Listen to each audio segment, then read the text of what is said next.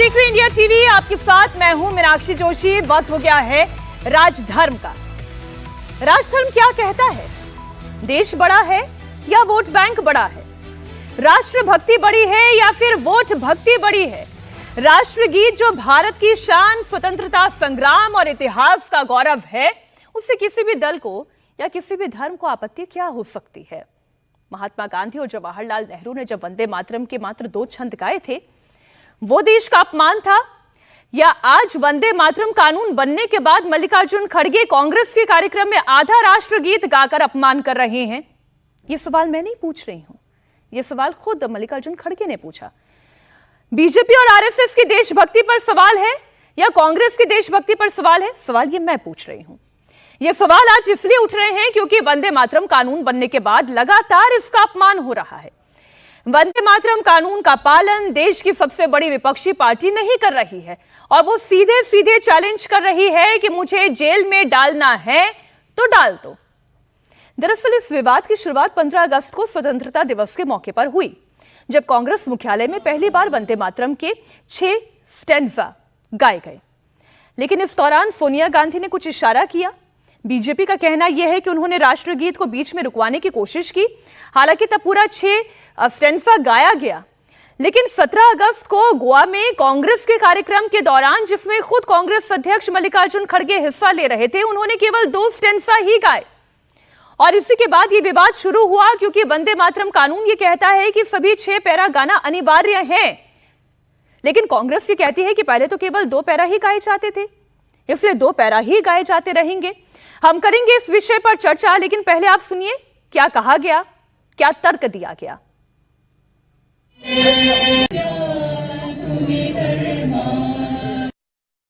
Complaint वो क्या file करी? जो महात्मा गांधी जी वंदे मातरम गाते वही मैं गया, जो जवाहरलाल नेहरू गाए थे वही गा। अब तक 18 साल तक उन्होंने जो गाया, एज ए उनकी सेंट्रल गवर्नमेंट वाजपेयी ने जो गाया वही गाया मैं, और 12 साल तक इन्होंने चीफ मिनिस्टर होकर अब तक जो गाया वही वंदे मातरम गाया। अगर ये गुनाह है तो उन्होंने 18 साल से गुनाह कर रहे हैं। अगर यही गुनाह है तो गांधी जी के ऊपर केस डालो, यही गुनाह है तो नेहरू जी के ऊपर डालो, यही गुनाह है तो वल्लभ भाई पटेल के ऊपर डालो। अरे ये तो इनको मालूम नहीं, नो पैदा होने से पहले कांग्रेस वालों ने एक रेजोल्यूशन पास करके देश में कौन सा राष्ट्रीय गीत अपनाना ये किए हैं। तुम जो बोलते वही राष्ट्रगीत, आप जो कहते वही होगा। कल के दिन दूसरी सरकार आएगी, वो अगर कहे वही होता है। 90 साल से जो चल रहा है वही हम किए। और इस वक्त तमाम खास मेहमान हमारे साथ जुड़ गए हैं। हम उन पर जाने से पहले राकेश सिन्हा जी हमारे साथ जुड़े हुए हैं, इतिहास के जानकार भी हैं, आरएसएस का भी इतिहास जानते हैं, बीजेपी के नेता तो हैं ही, पार्लियामेंट में बतौर सांसद वो रह चुके हैं। बहुत स्वागत राकेश जी आपका। मैं आज आपसे केवल ये इतिहास जानना चाहती हूँ, कांग्रेस पार्टी के कौन से अधिवेशन में राष्ट्रगान पूरा गाया, और अगर पूरा गाया जा रहा था तो फिर वो आधा अधूरा क्यों हो गया? देखिए, मैं उस पर आने से पहले एक बात कहूंगा, लड़ाई वंदे मातरम की नहीं है, लड़ाई भारत की मौलिकता को प्राप्त करने की है। राष्ट्रीय स्वयंसेवक संघ और भारतीय जनता पार्टी उसी मौलिकता को प्राप्त करने के लिए वंदे मातरम के संपूर्ण गायन को एक कानून का रूप दिया है। कांग्रेस के अधिवेशन में 1896 में रविन्द्रनाथ टैगोर ने गाया था, तब उसके अध्यक्षता एक मुस्लिम कर रहे थे, सयानी कर रहे थे, रहमतुल्लाह सयानी कर रहे थे। और 1905 में सरला देवी चौधरी ने 1905 में वाराणसी में वंदे मातरम पूरा गाया था। तो मैं पूछना चाहता हूं कांग्रेस को कि बंकिम चंद्र चटर्जी ने क्या इस देश को तोड़ने के लिए बंकिम लिखा था? और वंदे मातरम के नाम पर, वंदे मातरम के उच्चारण को लेकर जब बाजीराव, जो 12 साल का एक मल्लाह का बेटा था, ब्रिटिश साम्राज्यवाद की सेना से रात को 12 बजे नदी के किनारे टकराता है और बलिदान देता है। इतना ही नहीं, असम में 12 साल की बच्ची बलिदान देती है। तो यह सब जो बलिदान हुआ वंदे मातरम के नाम पर, वो क्या देश के विभाजन के लिए हुआ था? तो कांग्रेस पार्टी के साथ जो त्रासदी वो दिखाई पड़ा। पहले वंदे मातरम से मुस्लिम लीग को परहेज था और जिन्ना ने इस पर एक ऑब्जेक्शन उठाया था। तो मुस्लिम लीग के परहेज के कारण तत्काल देश में हिंदू मुस्लिम विवाद ना हो, इसके दो ही स्टेंजा को रखा गया। लेकिन आजादी के बाद कोई मुस्लिम लीग नहीं है और उसकी भूमिका में कांग्रेस पार्टी है। आपने देखा क्या कि हिंदुस्तान के मुसलमानों ने कोई रिजोल्यूशन पास किया हो वंदे मातरम के लिए?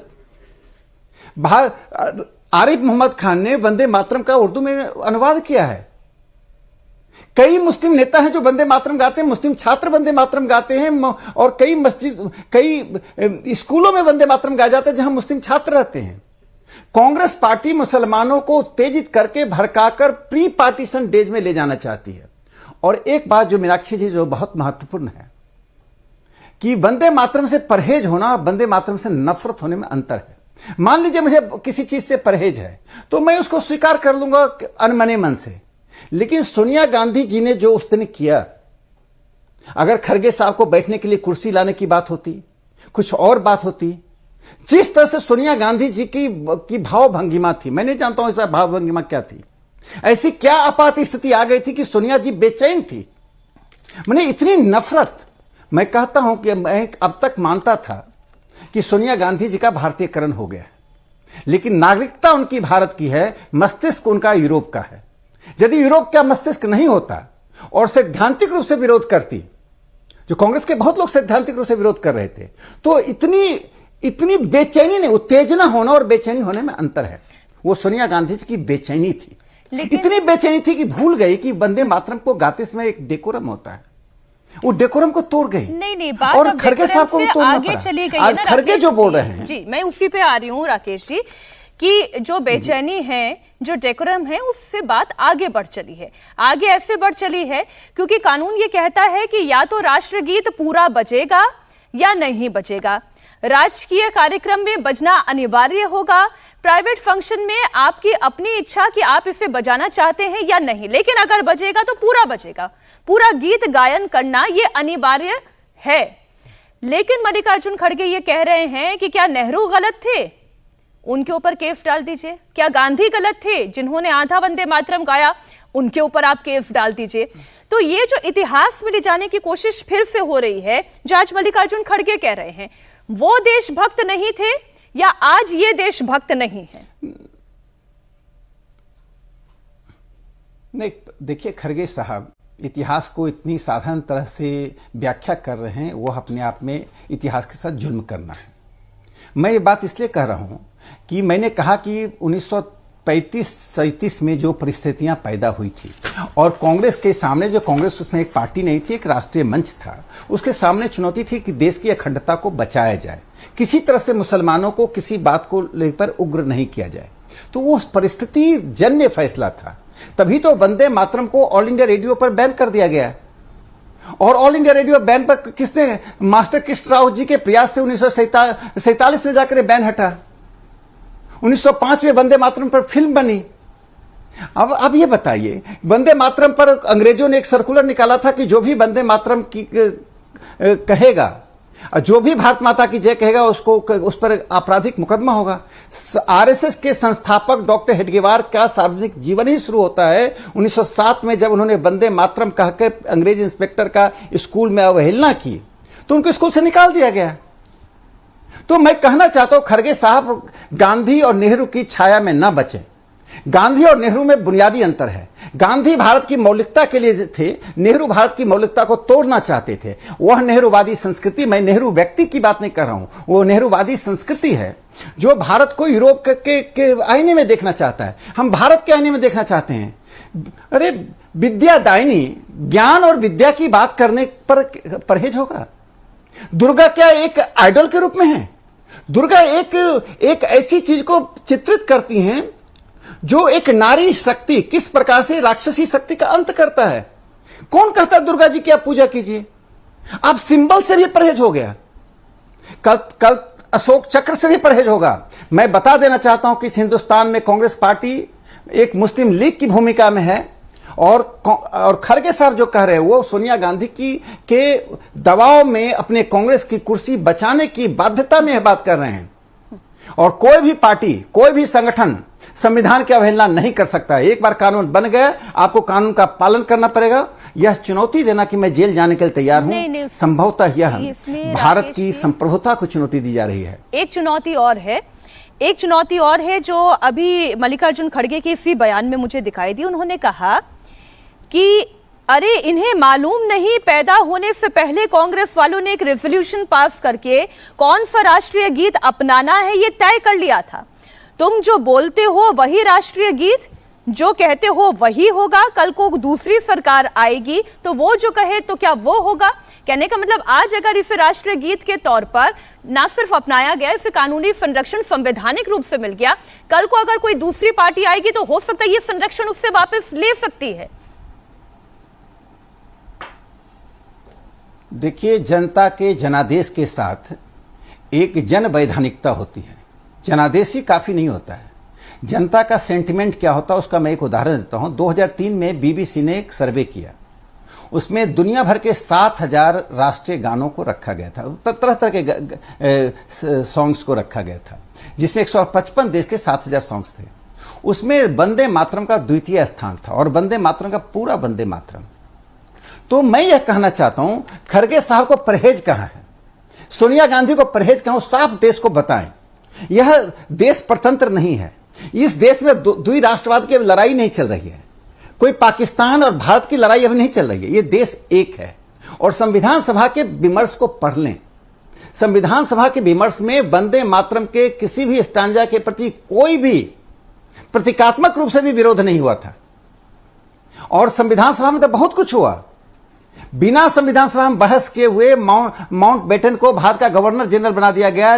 लोगों ने पूछा कि कहां बहस हुई और संविधान सभा की बैठक एडजॉर्न कर दी गई। बाद में कहा गया नेहरू जी की छवि को बचाने के लिए नेहरू जी ने शब्द दे दिए, इसे मान जाइए।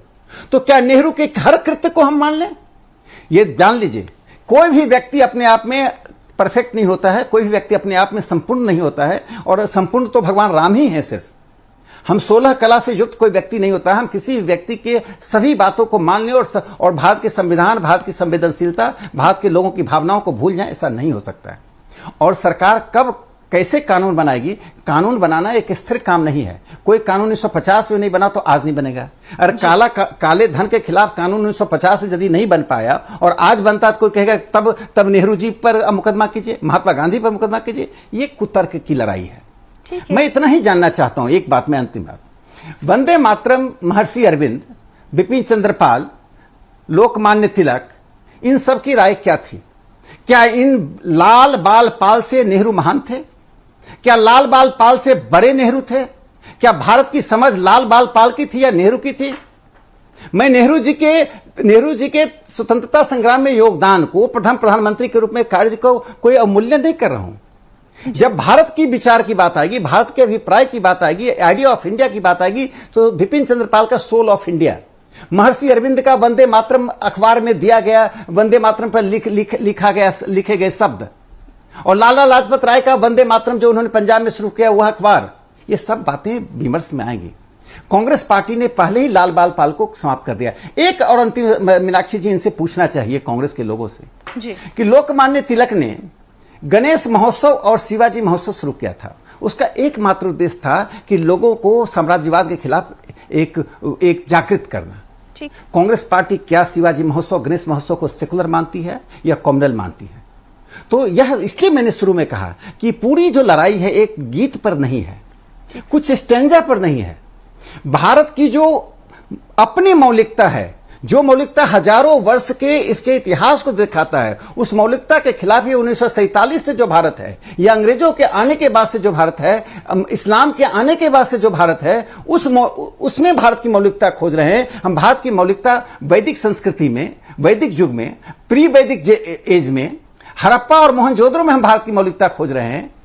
हम विक्रमशिला और नालंदा विश्वविद्यालय में भारत की मौलिकता खोज रहे हैं। ये भारत की मौलिकता ऑक्सफोर्ड, कैम्ब्रिज और हार्वर्ड यूनिवर्सिटी में खोज रहे हैं। ये बुनियादी अंतर है। इसी बुनियादी अंतर को लेकर प्रधानमंत्री नरेंद्र मोदी जी जो एक बड़ी बात कही है, डीकोलोनाइजेशन ऑफ इंडियन माइंड, वो decolonisation of Indian mind, Bharat के 80% लोग डीकोलोनाइज्ड हैं। सिर्फ कुछ चंद पढ़े लिखे लोग जो कांग्रेस और मार्क्सवादी विचारधारा में हैं, जिनको प्रधानमंत्री जी ने दिमाग से नक्सली कहा है, ऐसे लोगों के लिए डीकोलोनाइजेशन की बात प्रधानमंत्री जी ने कहा। मैं जानता हूं कि कांग्रेस पार्टी की प्रतिबद्धता आज यूरोप की संस्कृति, यूरोप के मस्तिष्क और यूरोप के विचार के प्रति है, और इसलिए भारतीय जनता पार्टी संघ ने जो निर्णय लिया है वह निर्णय पर हम अटल हैं। देश की पूरी जनता उसके साथ खड़ी है।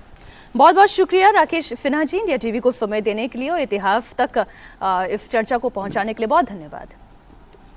अब तमाम खास मेहमान हमारे साथ जुड़े हुए हैं। पहले तो माफी, बड़ा देर आप लोगों को इंतजार कराया। भारतीय जनता पार्टी की ओर से प्रदीप भंडारी जी हैं, शादाब चौहान AIMIM की ओर से, और आम आदमी पार्टी की ओर से निवांश शर्मा जी हमारे साथ जुड़े हुए हैं। बहुत स्वागत आप तीनों मेहमानों का।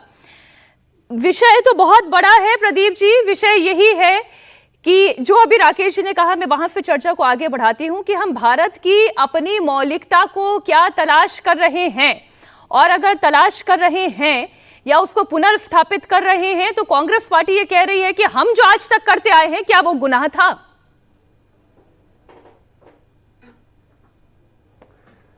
देखिए मीनाक्षी जी, मैं बहुत लॉजिकल बात करना चाहता हूं। लॉजिकल बात और फैक्चुअल बात क्या है?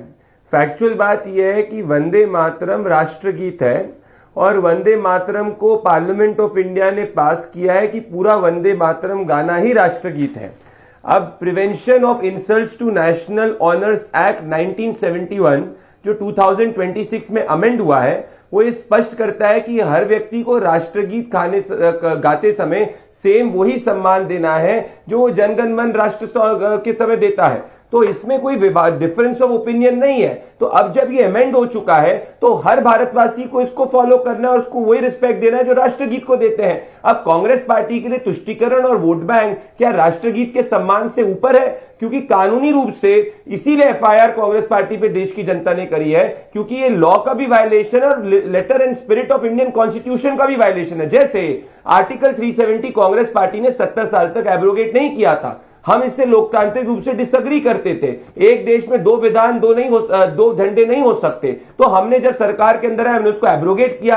अब वो लेटर एंड स्पिरिट में इस देश का कानून है। इस देश के कानून को जो संविधान में हाथ में कॉपी लेकर घूमते हैं उनको इसको फॉलो करना पड़ेगा। इसके प्रति अगर घृणा सोनिया गांधी दिखाती है, उससे स्पष्ट होता है कि उनके लिए इस देश की letter and spirit, unity and integrity of India से ऊपर उनकी मुस्लिम वोट बैंक की राजनीति है। जैसे 1937 के पहले तक पूरा का पूरा वंदे मातरम 1905 के अंदर हिंदू मुसलमान सब गाते थे। 1937 25 अक्टूबर को नेहरू ने जिन्ना को पत्र लिखा और कहा कि मुसलमानों को इससे दिक्कत हो सकती है। अब नेहरू उस वक्त कांग्रेस पार्टी में प्रिवेल कर गया और नेहरू की बात आगे बढ़ गई, पर इसका यह मतलब थोड़ी कि वो सही है। नेहरू ने तो अक्साई चिन्ह भी चाइना को देने की बात कर दी थी, इसका यह मतलब थोड़ी कि वो सही है। तो अगर कोई हिस्टोरिकल रॉन्ग को करेक्ट किया गया है और जो लेटर एंड स्पिरिट में कानून है, तो हर भारतवासी और देशभक्त एक राष्ट्रगीत का सम्मान करेगा, bearing apart the Congress party, क्योंकि उसको लग रहा है कि इससे जो कट्टरपंथी मुसलमान है उसका वो वोट ला सकती है, जैसे जिन्ना लाया करते थे 1947 के पहले। इसमें AIMIM की राय इसलिए आनी चाहिए क्योंकि असदुद्दीन ओवैसी शुरू से ये कह रहे हैं शादाब जी कि ये हमारी धार्मिक स्वतंत्रता का हनन किया जा रहा है, हमें एक ऐसा गीत गाने के लिए मजबूर किया जा रहा है जिसमें हिंदू धर्म के प्रतीक चिन्ह है। लेकिन बात यह है कि जिस गीत को गाते हुए हंसते हंसते स्वतंत्रता सेनानियों ने अपने प्राणों की आहुति दे दी, उसमें आप हिंदू मुस्लिम एंगल क्यों ढूंढ रहे हैं? इसमें राष्ट्रभक्ति का एंगल आपको क्यों नहीं दिखता? देखिए मीनाक्षी जी, वंदे मातरम नेशनल सॉन्ग है, हम रेस्पेक्ट करते हैं। अगर कहीं गाया जाएगा तो हम उसका सम्मान करेंगे, सम्मान में खड़े भी हो जाएंगे। लेकिन कोई भी सॉन्ग मेरा नेशनलिज्म टेस्ट करने का, मेरा पेट्रोटिज्म टेस्ट करने का पैमाना नहीं हो सकता।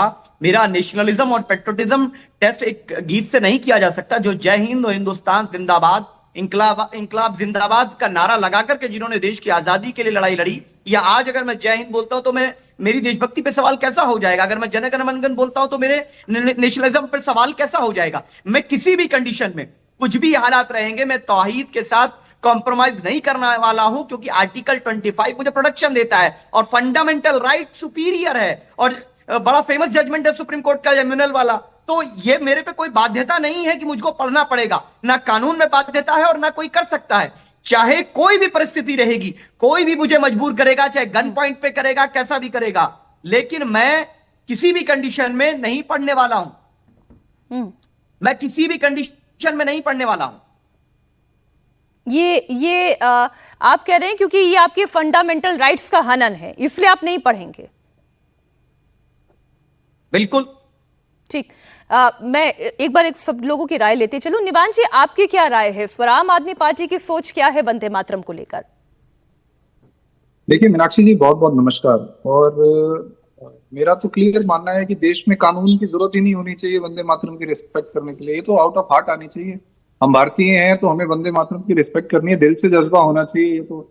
और चलिए, अब कानून बन गया है तो फिर आप अब तो मैंडेटरी है आपके ऊपर। जो नहीं रिस्पेक्ट कर रहा उसको उठा के जेल में डालो ना। प्रदीप भंडारी जी की सरकार है, प्रदीप भंडारी जी के हाथ में होम मिनिस्ट्री है, प्रदीप भंडारी जी के साथ पास में पुलिस है। आप जो वंदे मातरम की रिस्पेक्ट नहीं कर पा रहा उसको जेल में डालो। क्यों नहीं डालते आप? ऐसा नहीं होना चाहिए कि आप वंदे मातरम को जो है वो एक राजनीति का तरीका बनाए। जब आप पूरी तरह से देश में विफल हो रहे हैं, हर मुद्दे पे विफल हो रहे हैं, तो आप एक जो है डूबते को तिनके का सहारा ढूंढ रहे हैं आप। हमारा ये कहना है कि बीजेपी वो पार्टी है जिसके अध्यक्ष ने जिन्ना की मजार पे जाके ये कहा था कि मैं आपको एग्जैक्ट उनकी डायरी से वर्ड बता देता हूँ, रुकिए आप। जिन्ना की एक सेकंड दीजिए। हाँ, जिन्ना की मजार पे इन्होंने ये कहा कि ग्रेट मैन, रेयर इंडिविजुअल, और जिन्ना को हिंदू मुस्लिम यूनिटी का एम्बेसडर बताते हुए श्रद्धांजलि दी। ये वो लोग हैं, ये हमें देशभक्ति बता रहे हैं। ये वो लोग हैं जिनके नेता जो हैं बिना बुलाए पाकिस्तान चले जाते हैं और वहां जाके बिरयानी खाते हैं, और फिर हमारे यहाँ हमला हो जाता है, फिर आईएसआई को बुला के जांच कराते हैं। क्या इन पे ये हमें देशभक्ति सिखाएंगे? ये वो लोग हैं जिन्होंने देश को बीफ एक्सपोर्ट में नंबर 1 बना दिया। ये वो लोग हैं जिन्होंने हमारे मंदिर तोड़ दिए। ये वो लोग हैं जिन्होंने हमारे जो है वो हमारे संत लोग हैं उनके बाल पकड़ के खींचा के स्नान करने जो गए थे। इनके ऊपर देश अब नहीं विश्वास करता। राम मंदिर में चोरी करके बैठे हुए लोग हैं ये, और ये हमें देश अभी हम केवल वंदे मातरम तक सीमित रहेंगे, और आपने जो पॉइंट उठाया उस पर प्रदीप भंडारी जी जवाब देंगे कि भाई कानून आप करिए एफआईआर, और जो कानूनी तरीके अपनाए जा सकते वो तरीके अपनाए जाएं। लेकिन मेरा सवाल आपसे यह है कि जो ये एआईएमआईएम का एंगल है, या जो कांग्रेस पार्टी स्टांस ले रही है कि हम तो 2 ही पैरा गाएंगे, क्या वो स्टांस सही है या गलत है? कांग्रेस पार्टी तो मौका ढूंढती है ना बीजेपी की मदद करने के लिए। आज जो बीजेपी की पूरी हालत है, बीजेपी एट लोएस्ट है, उसको बचाने के लिए कांग्रेस तो आएगी ना उसका साथ देने के लिए। आज देश का मुद्दा जो है वो शिक्षा है, लेकिन कांग्रेस को भाजपा की मदद करनी है तो कांग्रेस जो है वो जो भाजपा चाहती है वो कह देते हैं। अगर हमारे देश में वंदे मातरम की कोई इज्जत नहीं कर पाता, और मैं आपको बड़ी जिम्मेदारी से बात कह रहा हूं, उसको उठा के जेल में डालो आप। किसकी हिम्मत है हमारे देश में वंदे मातरम की इंसल्ट कर दे? किसकी हिम्मत है हमारे देश में जो है वंदे मातरम के खिलाफ बोल दे? कौन है वो लोग जो हमारे देश में वंदे मातरम के खिलाफ एंटी नेशनल्स हैं? जेल में डालो ना उनको। मतलब आप ये कह रहे हैं कि मल्लिकार्जुन खड़गे, सोनिया गांधी एंटी नेशनल हो गए? प्रदीप जी बताएंगे ना। अभी प्रदीप जी ने इतना लंबा प्रदीप जी जवाब दें। कांग्रेस पार्टी आप ही की मदद कर रही है? देखिए मीनाक्षी जी, आज लेक्चर कौन दे रहा है, मैं आपको एक छोटा एग्जांपल देता हूं। ये अरुंधति रॉय है, ये एक दिमागी नक्सल मानसिकता की है जो कहती थी कि जम्मू कश्मीर भारत का कभी हिस्सा ही नहीं था। और ये अरुंधति रॉय ने सिर्फ 2 ही पार्टी को बैक करा है, दिल्ली के अंदर आम आदमी पार्टी और देश के अंदर कांग्रेस पार्टी।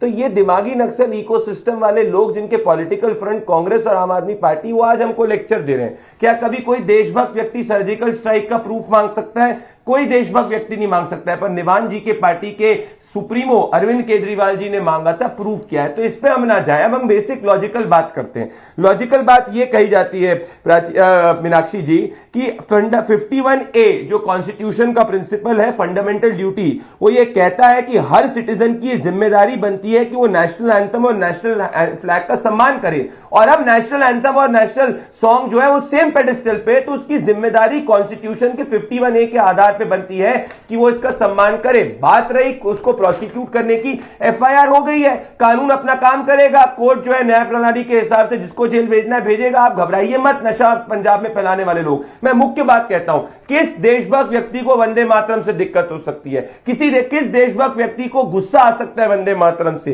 किस देशभक्त व्यक्ति को रोकने की बात वो वंदे मातरम से कर सकता है? वंदे मातरम में भाजपा का, भारतीय जनता पार्टी का तो गान नहीं, वो तो भारत माता की बात कर रहा है। वही व्यक्ति कर सकता है जो अपने धर्म को पहले समझता है और भारत को पहले नहीं समझता। समझता है। और यही वो सोच थी जिसके तहत आर्टिकल 370 एब्रोगेशन का ये विरोध करते थे, यही वो सोच थी जिसके तहत सीए का ये विरोध करते थे, यही वो सोच थी जिसके तहत ये कहते थे जम्मू कश्मीर के अंदर भी पाकिस्तान का झंडा फहराया जाएगा, यही वो सोच थी जिसके तहत ये नक्सली आतंकी, हिडमा जैसे नक्सली आतंकी का तक समर्थन करते थे, ये कहते थे कि वो पुअर लोगों के मसीहा हैं। तो यही सोच ने भारत को अंदर से लेकिन प्रदीप जी, आज तो निवान जी आपके साथ खड़े हैं। मैं वापस से कहूंगा ये कानून है, इसका पालन करना होगा। मैं ये कह रही हूँ प्रदीप जी, लेकिन आज आम आदमी पार्टी आपके साथ खड़ी है, वो ये कह रही है कि कानून पालन, जी, अगर कांग्रेस पार्टी कानून का पालन नहीं कर रही है तो आप केस दर्ज कराएं उनके खिलाफ।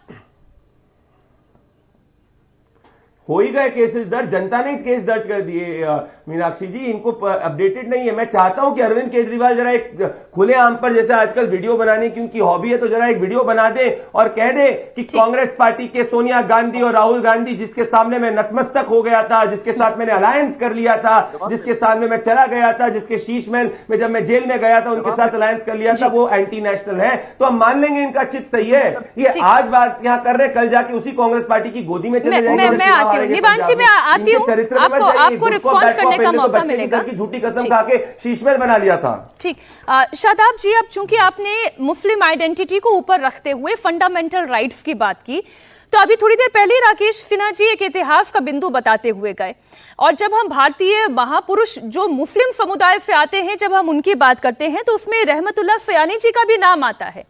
कांग्रेस के अधिवेशन में 1896 में जब वंदे मातरम का पूरा गीत गाया गया तो उन्हीं की अध्यक्षता में ये पूरा गीत गाया गया। तो क्या वो कम मुसलमान थे? क्या वो कम देशभक्त थे?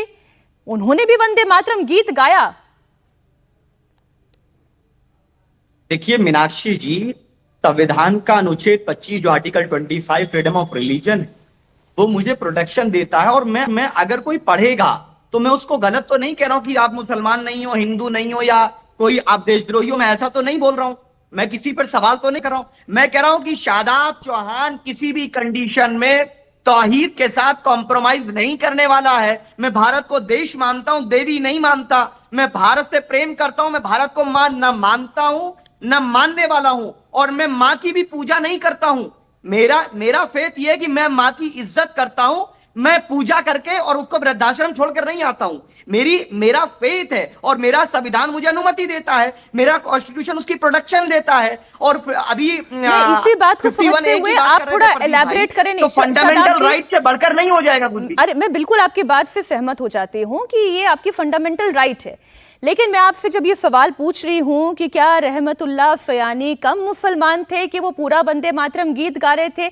तभी तो हिंदू देवियों का उसमें जिक्र था जो कि मेटाफोरिकली इस्तेमाल किया गया। जब हम शक्ति की बात करते हैं तो दुर्गा का संदर्भ उस शक्ति से है। अब ये पहला प्रश्न है नहीं। और आज की तारीख में भी बड़े बड़े मुस्लिम स्कॉलर्स इसी वंदे मातरम का जब उर्दू तर्जमा करते हैं तो क्या वो कम मुस्लिम होते हैं? क्या वो कम आपके जैसे मुस्लिम परस्ती या आपके कुरान परस्ती कम कुरान परस्त दिखाई देते हैं? देखिए, पहली बात तो आपने जिक्र किया कि वो शक्ति का आपने एग्जाम्पल दिया, तो शक्ति का रूप जो है इस्लाम में एग्जाम्पल जो है वो हजरत अली और हजरत उमर के ताल्लुक से है, तो क्या उनको इंक्लूड करेंगे?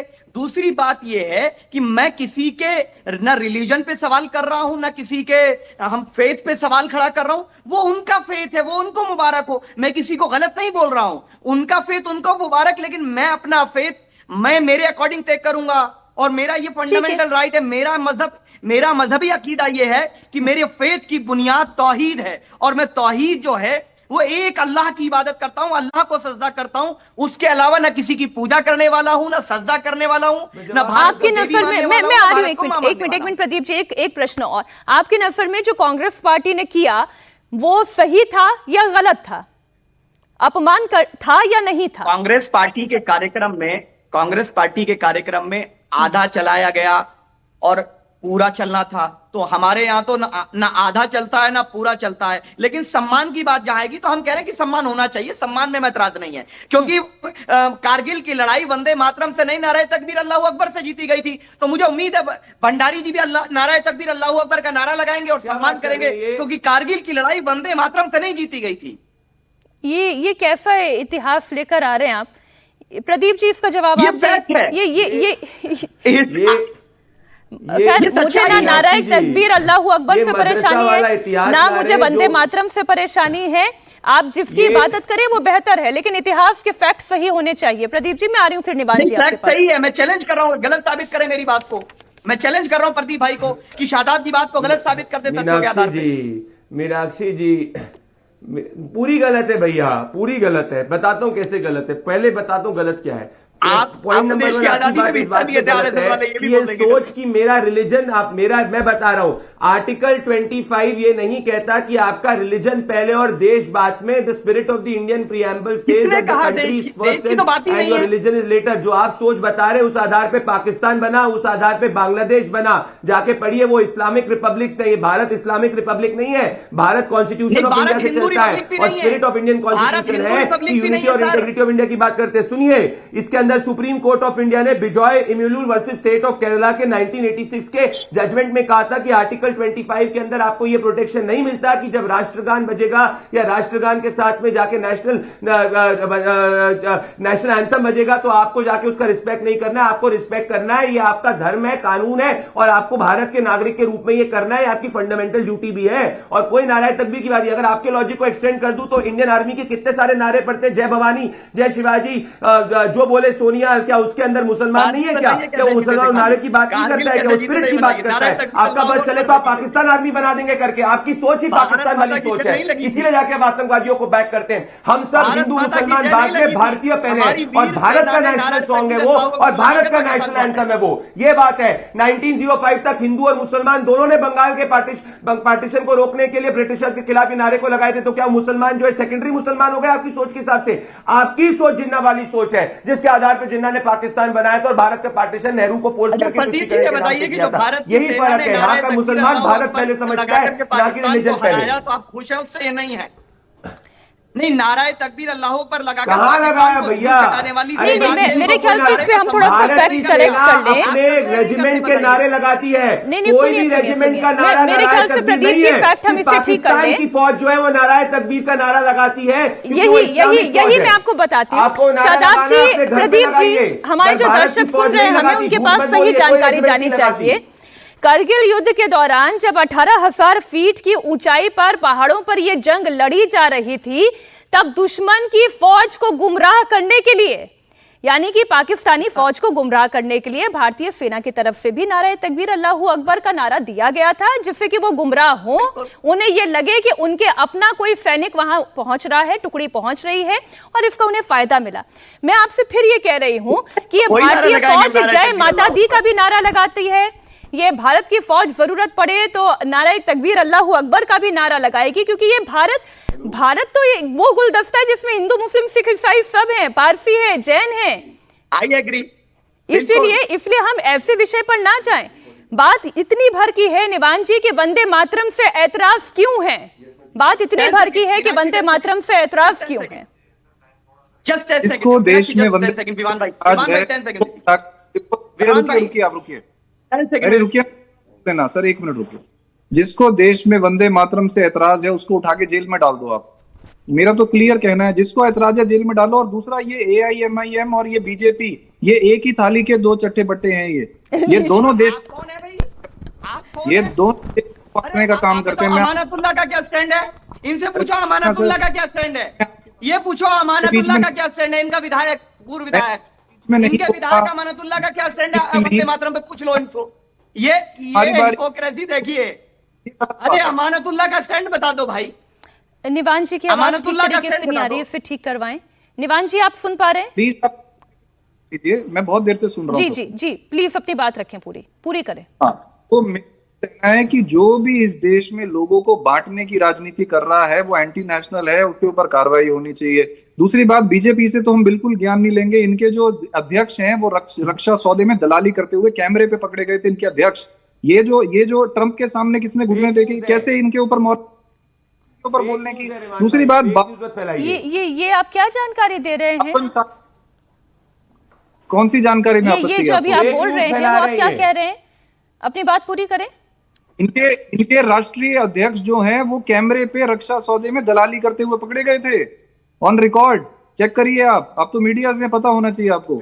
दूसरी बात 52 दफ्तर पे झंडा नहीं फहराया 52 साल तक। पत्रकार का उस गलत साबित हुआ है और रेप के आरोप में कन्विक्ट हो चुका है 10 साल के लिए। समझे, उस पत्रकार के रेपिस्ट की बैकिंग करना बंद करो। निवान शर्मा, पता है कि अरविंद केजरीवाल ने शीश महल के अंदर स्वाति मालीवाल के साथ में क्या करा था? स्वाति मालीवाल ने बताया था। फैक्ट्स की बात करिए, फेक न्यूज मत फैलाइए। हाँ, तो मैं ये कह रहा था कि अगर आपको कांग्रेस के कहने से आपत्ति है तो आप मुझे आज 12 साल में ये बता दो कि कितने कांग्रेसियों पे आज तक इन्होंने केस किया। आज तक 12 साल में कितने कांग्रेस के लोग जेल गए हैं? ये दिन रात आके कांग्रेस को गाली निकालते हैं। आप मुझे एक नाम बता दो 12 साल में जिस कांग्रेसी के ऊपर इन्होंने केस किया और वो जेल गए हो। एक भी नहीं है। बस आके लोगों को बांटते रहेंगे, लोगों के मन में नफरत भरते रहेंगे और सारे उल्टे काम ये खुद करते हैं। बीफ एक्सपोर्टर से चंदा खाते हैं। नहीं, बांटने वाली राजनीति कांग्रेस कर रही है या बांटने वाली राजनीति एआईएमआईएम कर रही है या बीजेपी पर आपका निशाना है? जो लोग देश में वंदे मातरम पे बहस कर जी, वो लोग देश में राजनीति कर रहे हैं। इसमें कोई बहस नहीं होनी चाहिए। No if no but. Vande Mataram पे अगर हमारे देश में कोई इफ एंड बट कर रहा है वो एंटी नेशनल है। ठीक है, प्रदीप जी जवाब दें। मीनाक्षी जी, जानकारी नहीं दिया था आपने विवान को जानकारी नहीं दिया था किस विषय पे डिबेट। पहली बात तो ये, इनको मैं फैक्ट चेक करना चाहता हूं। 4 दिन पहले ही पाकिस्तानी आर्मी ने जाके नाराए तकबीर का नारा लगाया था। तो पाकिस्तान की आर्मी का नारा है, नाराए तकबीर की बात कर रहे हैं। हिंदुस्तान की कोई रेजिमेंट का नारा नहीं है। यही सोच इनके पाकिस्तानी सोच और हमें फर्क है। इन्होंने बोला कांग्रेस का लीडर कन्विक्ट हुआ था, सज्जन कुमार कन्विक्ट हुआ, राहुल गांधी मार्च 2023 के अंदर गुजरात कोर्ट द्वारा कन्विक्ट हुआ जब उन्होंने ओबीसी को गाली बकी गई, नवजोत सिंह सिद्धू कन्विक्ट हुआ, विनय कुलकर्णी कन्विक्ट हुआ। कन्विक्शन की बात करूंगा, सुनो, गांधी वाड्रा परिवार अभी भी जाकर नेशनल हेराल्ड के केस के अंदर बेल के बाहर है। निवान भाई, आपको बड़ी कांग्रेस से मिर्ची हो रही है तो पहले बताओ कांग्रेस के साथ अलायंस क्यों किया था? प्रदीप भंडारी जी, 10 लोगों के नाम बता दीजिए जिन्होंने देश की आजादी के लिए लड़ाई में जान दी, वंदे मातरम गाते हुए। आरएसएस के 10 लोगों का नाम बता दीजिए। अरे तुमने तो दी भी नहीं, छोड़ो तुम तो थे भी नहीं, तुम तो अफजल गुरु की बातें कर रहे हो। हमारे तो जाके वीर सावरकर से लेकर गुरुजी गोलवलकर तक सबने जाके इस देश की स्वाधीनता की बात करी। आप क्या थे? आप तो भारत को भारत नहीं मानते हो शादाब चौहान। आप तो भारत को भारत ही नहीं मानते हो।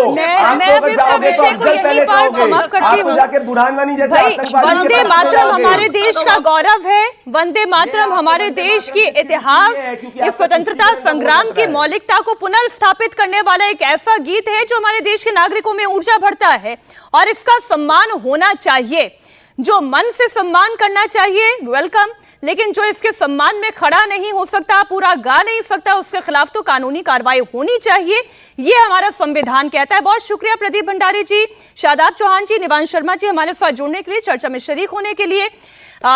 ये वंदे मातरम को लेकर जो लड़ाई चल रही है, ये वंदे मातरम की लड़ाई लंबी है, ये सालों का इतिहास है। इसी इतिहास को आगे ले जाते हुए जिस तरीके का परिश्रम हमारे देश के स्वतंत्रता सेनानियों ने किया, आज साल 2026 में हम खड़े हुए हैं और साल 2026 में जब आज इस वंदे मातरम को एक राष्ट्र गीत के तौर पर संरक्षण मिल गया, फिर सारी बातें, सारे विवाद पीछे छूट जाते हैं। अब राजनीतिक दल अपने वोट बैंक की राजनीति कर रहे हैं तो बात अलग है।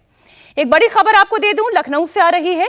लखनऊ में ऑन कैमरा पुलिस इंस्पेक्टर का गला दबोचा गया है।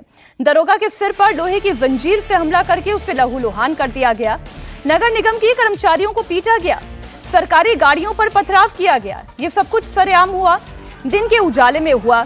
योगी राज में जिन लोगों ने ये पुलिस पर हमला करने का दुस्साहस किया, उनकी उल्टी गिनती तो शुरू हो चुकी है। लखनऊ में पुलिस पर हमला करने वालों पर एक्शन तेज हो गया है। पारा इलाके में दरोगा का सिर फोड़ने के मामले में पुलिस ने 4 और लोगों को गिरफ्तार कर लिया है। इससे पहले 2 महिलाएं पहले ही अरेस्ट की जा चुकी हैं, यानी अब तक कुल 6 लोगों की गिरफ्तारी हो चुकी है और बाकी आरोपियों को पकड़ने के लिए भी जगह जगह रेड डाली जा रही है। आपको जानकारी दे दें, 16 अगस्त की तारीख थी जब लखनऊ के पारा इलाके के बादलखेड़ा बुद्धेश्वर में नगर निगम की टीम पुलिस के साथ अवैध डेयरी हटाने के लिए पहुंची थी। लेकिन इस दौरान भीड़ ने पुलिस और नगर निगम की टीम पर हमला कर दिया। वहां मौजूद लोगों ने, इसमें महिलाएं भी शामिल थी, लाठी डंडे, लोहे की रॉड, लोहे की जंजीर से पुलिस और नगर निगम की टीम पर अटैक किया। नगर निगम की गाड़ियों पर पथराव करके उसे तोड़ दिया गया। एक लड़के ने दरोगा का गला दबाकर उसे मारने की कोशिश भी की, जबकि एक महिला ने लोहे की जंजीर से दरोगा के सिर पर वार कर दिया। तस्वीर इस वक्त आपके सामने है। कुछ आरोपियों की गिरफ्तारी हो चुकी है। दरोगा पर हमले के लिए जो जंजीर इस्तेमाल की गई थी वो भी बरामद कर ली गई है, लेकिन अभी भी कई ऐसे असामाजिक तत्व हैं जो फरार हैं। उनकी धरपकड़ के लिए भी पुलिस लगातार प्रयास कर रही है। तस्वीर एक बार आप देख लें, जिस वक्त दरोगा पर हमला किया गया था उस वक्त ये तस्वीर है।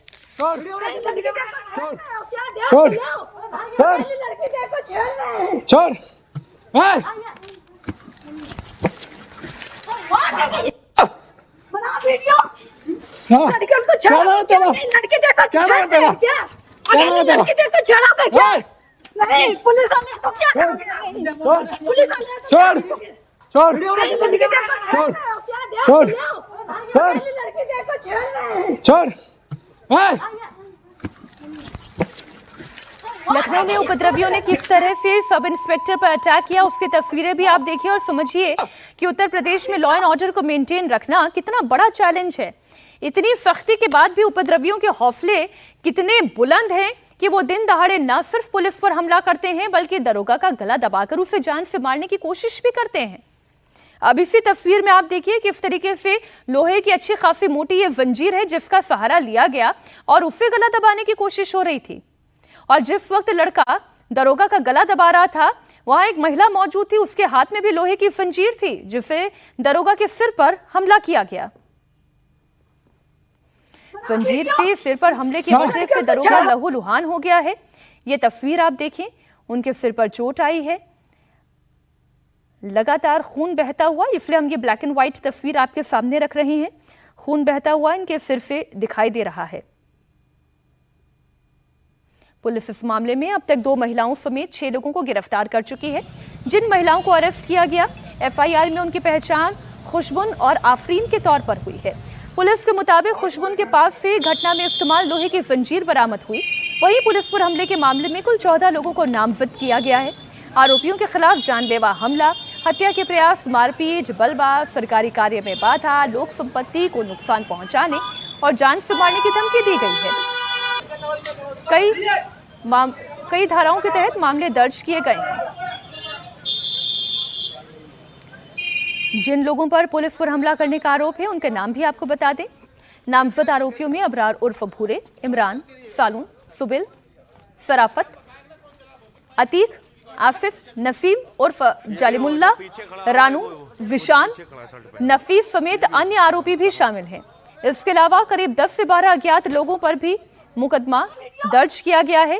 कई आरोपी पकड़े जा चुके हैं और कई की अभी तलाश जारी है।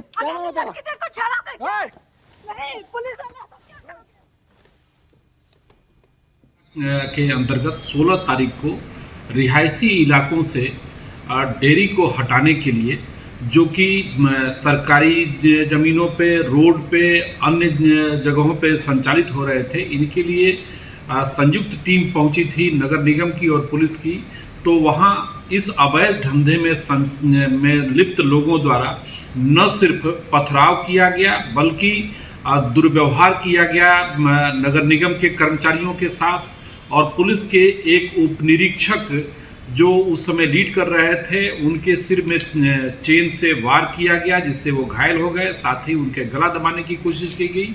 इस संबंध में तत्परता से कार्रवाई करते हुए पुलिस द्वारा 2 महिलाओं को जो इस घटना में शामिल थी उनको हिरासत में लिया गया और एफआईआर लाज किया गया। नगर निगम द्वारा भी एफआईआर लाज कराया गया और आज पुनः संयुक्त टीम द्वारा लगभग 200 भैंसें जो अवैध ढंग से वहां पे रखी गई थी उनको वहां से हटाया गया है और दोषी तत्वों को चिन्हित किया जा रहा है। आज 4 लोगों को और गिरफ्तार किया गया है।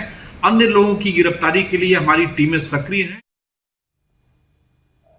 पुलिस और नगर निगम पर हुए हमले के बाद प्रशासन पूरे एक्शन में है। आज फिर नगर निगम की टीम लखनऊ के 12 इलाके में अवैध अतिक्रमण हटा रही है। अवैध डेयरी से 200 से ज्यादा भैंस को जब्त किया जा चुका है। इस बार नगर निगम के साथ भारी पुलिस फोर्स भी मौजूद है। 12 इलाके के खेड़ा बुद्धेश्वर से अवैध डेयरी को हटाया जा रहा है। लखनऊ शहर में अवैध तरह से भैंस और गाय पालने के खिलाफ नगर निगम अभियान चला रहा है और इसी अभियान के तहत पारा में नगर निगम की टीम और पुलिस वाले पर हमला हो गया। अब इस मामले में एफआईआर हो गई है। आज भी ये ड्राइव चल रही है। हमारे साथ नगर निगम के डॉक्टर मौजूद हैं। ये किस तरह की ड्राइव है और क्या मकसद है इसका? ये मैडम ये हम लोग नगर निगम का अवैध डेयरी के खिलाफ अभियान चलाया जा रहा है और पारा क्षेत्र अंतर्गत समस्त डेयरियों को हटाने का अभियान निरंतर जारी रहेगा। और अभी तक हम लोग यहाँ से लगभग 170 के आसपास भैंसे पकड़ा चुके हैं और आगे भी कार्रवाई जारी रहेगी। अच्छा, जो पारा में हुआ वो क्या हुआ, थोड़ा बयान। पारा में भी इसके पहले भी 16 तारीख को हमारे अभियान चल रहा था अवैध डेयरी का। उसी दौरान लगभग 200 के आसपास पशुपालकों ने हम लोग को आके घेरा और हम लोग की गाड़ियों पे पथराव किया, पत्थरबाजी की और कई इसमें हमारे साथियों को भी चोट लगी और इसके अलावा पुलिस कर्मियों को भी थोड़ी सी चोट लगी थी और सर्वर भी उनका फोड़ा गया था। तब पुलिस संख्या की बल कम थी, आज पूरे पर्याप्त पुलिस बल और पीएसी के साथ हम लोग आए हैं और यहाँ पर अवैध डेयरी को हटाने का कार्यक्रम किया जा रहा है। जो लोगों ने हमला किया था उनके हाथ में लाठी डंडे और क्या क्या चीजें थी? लाठी डंडे और पत्थर थे, पत्थरबाजी उन लोगों ने की जिससे शीशे हम लोग की गाड़ी को टूटे और जंजीरों से भी उन्होंने हमारे यहाँ जो SHO थे उनको पीटा।